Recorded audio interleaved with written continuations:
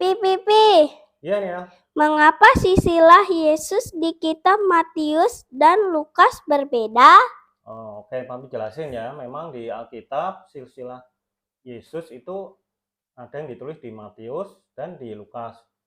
Dan nama-namanya bila kita bandingkan beda banget gitu, beda, nggak ada yang sama gitu.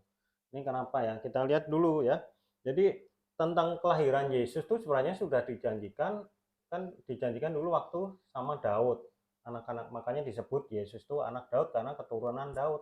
Tapi sebenarnya janji akan kedatangan Mesias itu telah dijanjikan kepada Abraham. Kita lihat dulu ya. Di Kejadian 12 ayat yang ketiga, Aku akan memberkati orang-orang yang memberkati engkau, dan mengutuk orang-orang yang mengutuk engkau. Dan olehmu semua kaum di muka bumi ini akan mendapat berkat. Nah, siapa yang dimaksud apa? Janji ini yang dimaksud itu siapa ya? Olehmu itu menunjukkan Abraham sebagai pribadi, atau Abraham sendiri yang jadi berkat, atau keturunannya gitu. Kita lihat lagi di Kejadian 22 ayat yang ke-18.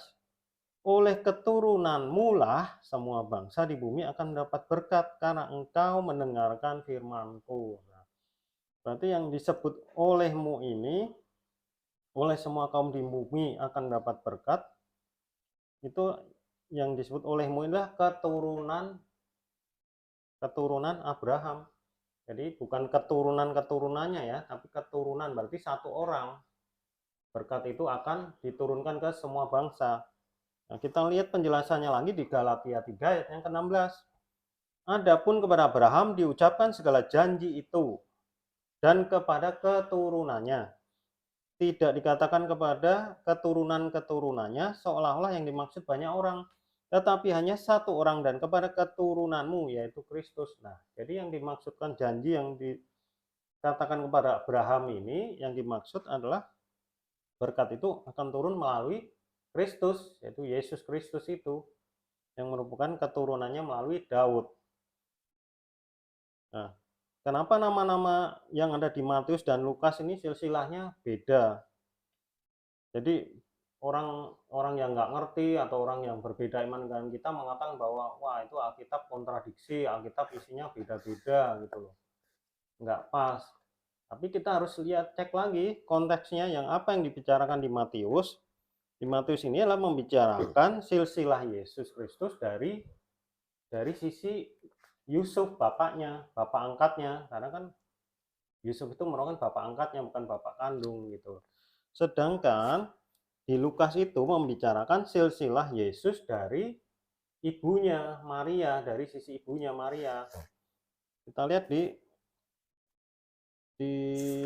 Lukas 3 yang ke-23 ya. Ketika Yesus mulai pekerjaannya, ia berumur kira-kira 30 tahun dan menurut anggapan orang ia adalah anak Yusuf, anak Eli. Nah, padahal yang dinamakan anak Eli ini sebenarnya bukan Yusuf, bukan bapaknya, tapi Maria. Tapi karena di Yahudi kan sistem keturunan itu yang diturunkan itu melalui garis ayahnya, maka disebut anak Yusuf, anak Eli gitu. Jadi sama-sama silsilahnya ini yang di Matius maupun Lukas ini merupakan keturunan Daud. Tapi bedanya apa? Kita lihat di Lukas 3 ayatnya ketiga, 1, anak Melea, anak Mina, anak Matata, anak Natan, anak Daud. Nah, dikatakan sini berarti anak Daud yang dari Natan gitu. Kemudian di Matius 1 ayatnya ke-6, Isai memperanakan Raja Daud, Daud memperanakan Salomo. Nah, hubungannya apa Natan sama Salomo? Hubungannya adalah saudara kandung. Jadi mereka itu kakak adik gitu. Jadi silsilah Yesus yang di Matius itu merupakan dari sisi bapak angkatnya, sementara yang di Lukas dari sisi Maria. Dan semuanya sama-sama keturunan Daud, cuman dari anak yang berbeda gitu.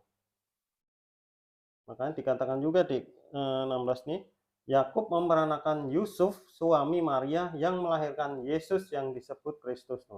Dikatakan Yakub memperanakan Yusuf, suami Maria yang melahirkan Yesus, bukan Yusuf memperanakan Yesus ya. Terusnya kan kalau dia anak kandung, Yusuf meranakan Yesus, tapi dikatakan Yusuf suami Maria yang melahirkan Yesus yang disebut Kristus. Ya, jadi udah jelas ya Niel. Jadi silsilahnya itu nggak ada kontradiksi, hanya beda sudut pandang aja. Itu ngerti ya?